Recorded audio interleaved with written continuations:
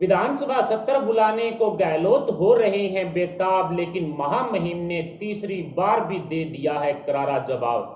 नमस्कार। पुरानी कहावत है कि उल्टा चोर कोतवाल को डांटे। इसी कहावत की तर्ज पर अब अशोक गहलोत सरकार है वो काम कर रही है। गहलोत कैबिनेट की तरफ से 2 बार विधानसभा सत्र बुलाने को लेकर के प्रस्ताव राजभवन भेजे गए, लेकिन उस पर महामहिम द्वारा कई तरह की आपत्तियां जताई गई और साथ ही ये कह करके उस फाइल को वापस लौटा दिया कि जो आपत्तियां मैंने जताई हैं उनका जवाब सरकार दे, उसके बाद विधानसभा का सत्र बुलाने के लिए आहूत को मंजूरी है वो दे दी जाएगी। लेकिन जब तीसरी बार गहलोत कैबिनेट की तरफ से विधानसभा सत्र बुलाने के लिए जो प्रस्ताव तैयार किया गया, उसमें कांग्रेस ने अपने खुद के झूठ मूठ के संविधान के आधार पर उस प्रस्ताव को तैयार कर लिया, बल्कि राज्यपाल कलराज मिश्र द्वारा पूछे गए सवालों का जवाब नहीं दिया। मुख्यतः राज्यपाल कलराज मिश्रा का सवाल यही था कि मार्च के अंदर, जब 13 मार्च को जब विधानसभा का सत्र अनिश्चित काल के लिए स्थगित किया था, उस टाइम हिंदुस्तान के अंदर सिर्फ कोरोना के 2 ही केस थे और उसके बाद अब राजस्थान के अंदर 40,000 के लगभग केस आ चुके हैं। ऐसे में 200 विधानसभा के सदस्य यानी कि विधायक, इसके अलावा 1000 से ज्यादा कर्मचारी जो विधानसभा सत्र के दौरान असेंबली में मौजूद होंगे, उनको संक्रमण से कैसे बचाया जा सकता है, उसके लिए सरकार ने इस तरह की तैयारी की है। यदि बहुमत के लिए कोई आपका प्लान है तो उसके लिए वीडियोग्राफी के लिए आपने किस तरह की तैयारी की है, हाँ या ना के इलेक्ट्रॉनिक बटन के द्वारा ये वोट होना चाहिए, मतदान होना चाहिए, इसको लेकर के कई तरह के सवाल पूछे गए थे राज्यपाल कलराज मिश्रा की तरफ से और विधानसभा सत्र बुलाने वाले प्रस्ताव में इन सब सवालों के जवाब अंकित करने थे। लेकिन गहलोत सरकार की तरफ से इन सवालों को लेकर के कोई जवाब नहीं दिया गया, बल्कि कांग्रेस ने अपने खुद के झूठ मूठ के जो संविधान बना रखा है, मैंने आपको पहले कई बार बताया कि खुद का इनका एक झूठ का संविधान है, झूठ की एक पोटली है, वहीं से जो कुछ कानून और नियमों को उठा करके प्रस्ताव में दर्ज करवा दिए, जिसके बाद राज्यपाल कलराज मिश्र ने आज तीसरी बार गहलोत सरकार के जो प्रस्ताव को नामंजूर कर दिया, खारिज कर दिया, जिसके बाद कांग्रेस पूरी तरह से बौखला गई और कांग्रेस के नेताओं ने राज्यपाल पर कई तरह के सवाल उठा दिए। जैसा कि मैंने आपको कहा कि पुरानी कहावत है उल्टा चोर कोतवाल को डांटे, यानी राज्यपाल के जो सवाल थे, संवैधानिक जो सवाल थे, उनका जवाब गहलोत सरकार नहीं देगी, लेकिन नामंजूर होने पर प्रस्ताव के गहलोत सरकार राज्यपाल पर बरसना शुरू कर देगी।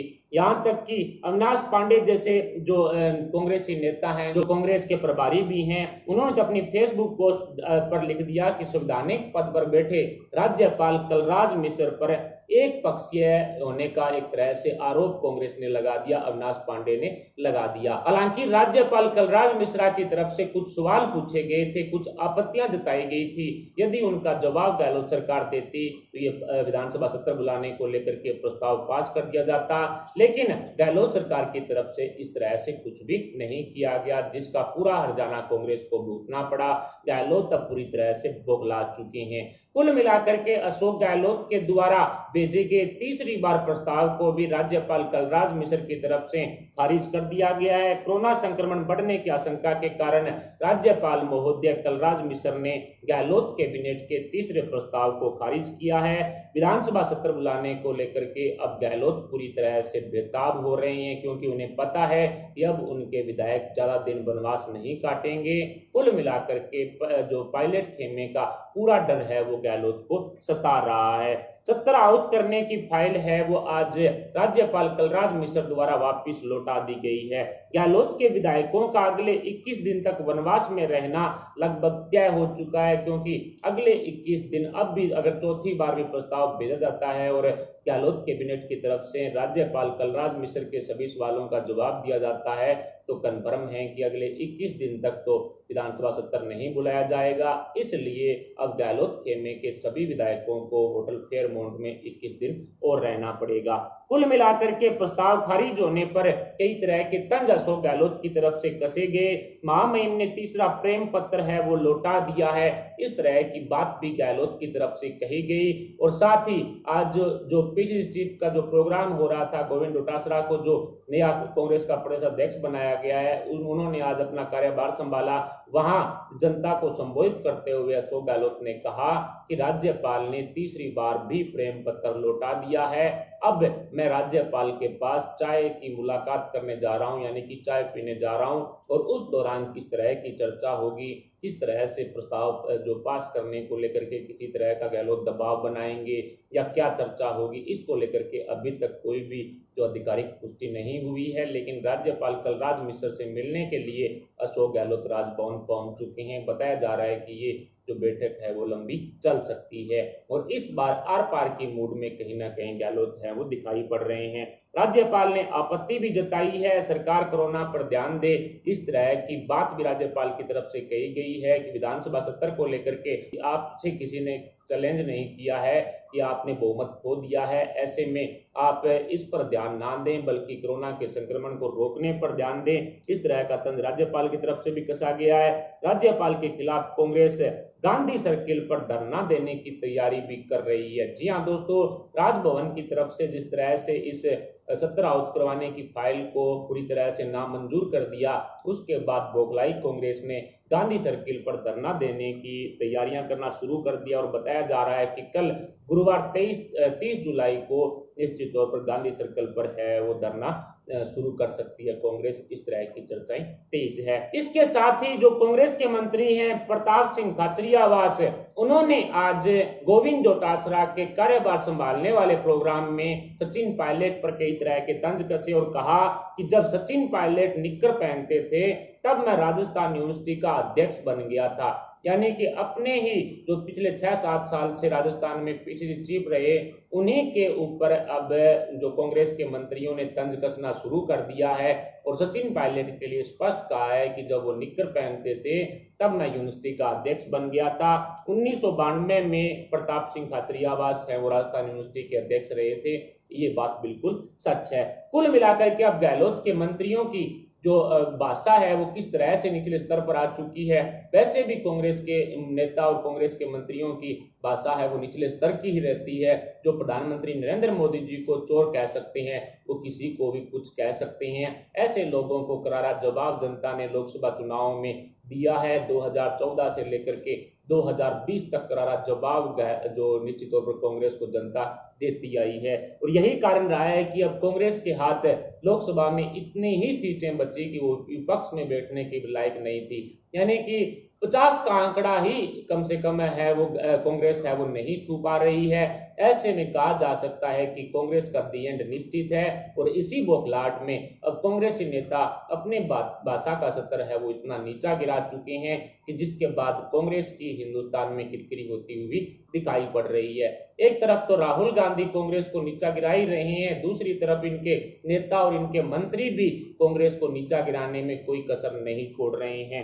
कांग्रेस प्रभारी अविनाश पांडे ने अपनी फेसबुक पोस्ट में संवैधानिक पद पर बैठे राज्यपाल कलराज मिश्र पर कई तरह के आरोप लगाए और उन्होंने कहा कि एक पक्षीय जो कार्रवाई है वो राज्यपाल कलराज मिश्र कर रहे हैं, जबकि सच्चाई ये है कि कलराज मिश्र के द्वारा पूछे गए किसी भी सवाल का जवाब जो इस प्रस्ताव में नहीं था, इस वजह से इस सत्र आउट करवाने वाले प्रस्ताव को वापस भेज दिया गया, खारिज कर दिया गया। मैंने पहले भी आपको कई बार बताया है कि गलती चाहे किसी की हो लेकिन कांग्रेस अपनी गलती नहीं मानेगी और अपनी गलती करके भी किसी न तरह से वो अब संविधान को गलत बताएगी, उसके बाद संविधान खतरे में बताएगी, ये है वो है फलाना है ढींका है। कुल मिलाकर के अब उसी स्तर पर अविनाश पांडे भी उतर चुके हैं।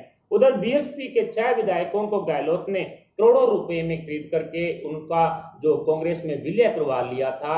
जब 99 सीट ही गहलोत के पास आई थी उस टाइम 101 सीटों की जरूरत थी बहुमत के लिए और उसके बाद करोड़ों रुपए का लालच देकर के, मंत्री पद देने का लालच देकर के कांग्रेस और अशोक गहलोत ने बीएसपी के राजस्थान में मौजूद सभी 6 विधायकों को खरीद लिया था और उसे कांग्रेस में विलय करवा दिया था। उनके खिलाफ अब बीएसपी और बीजेपी विधायक दोनों ही हाईकोर्ट में याचिका है वो दायर कर चुके हैं जिस पर सुनवाई चल रही है। बीजेपी विधायक मदन दिलावर द्वारा इस पर पहले भी याचिका दायर की गई थी और अब बीएसपी सुप्रीमो है मायावती, उन्होंने भी इन 6 विधायकों के खिलाफ मोर्चा खोल दिया है और साथ ही कांग्रेस के खिलाफ भी स्पष्ट कह दिया है कि यदि विश्वास मत या विश्वास प्रस्ताव लाने पर वोटिंग करने की जरूरत पड़ती है राजस्थान में, तो इन 6 विधायकों को कांग्रेस के खिलाफ वोट करना है। इस तरह का ऐलान है वो मायावती द्वारा कर दिया गया है और इसी मामले को लेकर के अब हाईकोर्ट के अंदर बीएसपी है वो पहुंच गई है। हो सकता है कि इन 6 विधायकों की जो सदस्यता को लेकर के भी जो कई तरह के संशय है वो बने हुए हैं कि गहलोत सरकार की मुश्किलें हैं वो बढ़ सकती है, इनकी विधानसभा सदस्यता भी खत्म की जा सकती है।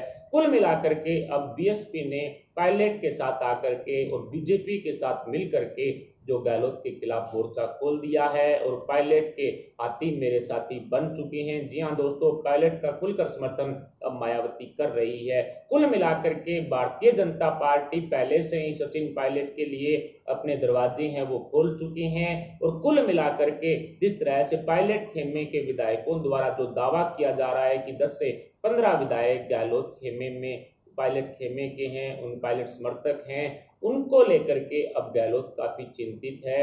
विधानसभा सत्र आहूत करवाने की जो प्रस्ताव था उसको एक तरह से रिजेक्ट करने के बाद पायलट खेमे को बड़ी राहत मिली है और गहलोत की काफी बड़ी हार हुई है। जब तक विधानसभा का सत्र नहीं बुलाया जाएगा तब तक निश्चित है कि अशोक गहलोत अपने खेमे के विधायकों को छोड़ने वाले नहीं हैं, उनकी बाड़ेबंदी से उनको फ्री करने वाले नहीं हैं। कुल मिलाकर के अब अगले 21 दिन तक गहलोत खेमे के विधायकों को बाड़ेबंदी में रहना होगा, लेकिन बीजेपी और सचिन पायलट दोनों ही इस मौके की तलाश में हैं कि गहलोत खेमे में किस तरह से जो सेंध लगाई जाए। और कुल मिलाकर के ये तो कन्फर्म है कि यदि गहलोत खेमे की तरफ से बाड़ेबंदी हटा दी जाती है तो इनके विधायक किसी भी हालात में गहलोत के साथ नहीं रुकेंगे। 10 से 15 विधायक पायलट के साथ जा सकते हैं और इन विधायकों में सेंध लगाने के लिए बीजेपी और सचिन पायलट दोनों ही जो एक तरह से कोशिशें कर रहे हैं।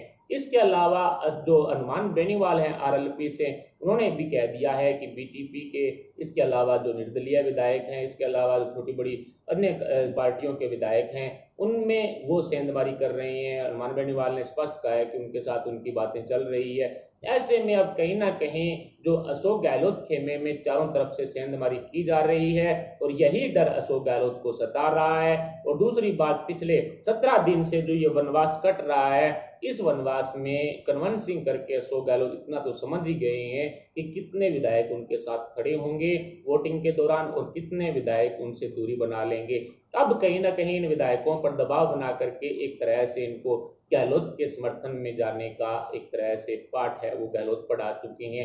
लेकिन राज्यपाल अशोक गहलोत के मंसूबों पर पानी फेर रहे हैं, क्योंकि विधानसभा सत्र बुलाने को लेकर के वो हर बार प्रस्ताव खारिज कर रहे हैं। लेकिन गहलोत भी अपनी एक तरह से अड़ी पर अड़े हुए हैं कि वो राज्यपाल कलराज मिश्र के द्वारा उठाई गई आपत्तियों का जवाब नहीं दे रहे हैं। कुल मिलाकर के सचिन पायलट और अशोक गहलोत के बीच में हो रहे इस सियासी ड्रामे में अभी काफी लंबा समय लगने वाला है। हाईकोर्ट भी बीएसपी के 6 विधायकों को लेकर के कोई कड़ा संदेश है वो दे सकती है, कड़ा निर्णय भी सुना सकती है। ऐसी स्थिति में राजस्थान की जनता भी इंतजार कर रही है कि कब उनको एक स्थिर सरकार मिलेगी। सचिन पायलट के मुख्यमंत्री बनने के भी चांस है वो बढ़ चुके हैं। गहलोत को इस्तीफे को लेकर के भी चर्चाएं तेज है।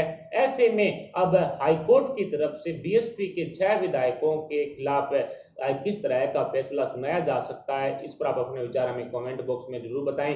साथ ही वीडियो को लाइक कर हमारे चैनल को सब्सक्राइब जरूर कर लें। अभी के लिए इतना, मिलते हैं अगले वीडियो के साथ, तब तक के लिए जय हिंद, जय भारत।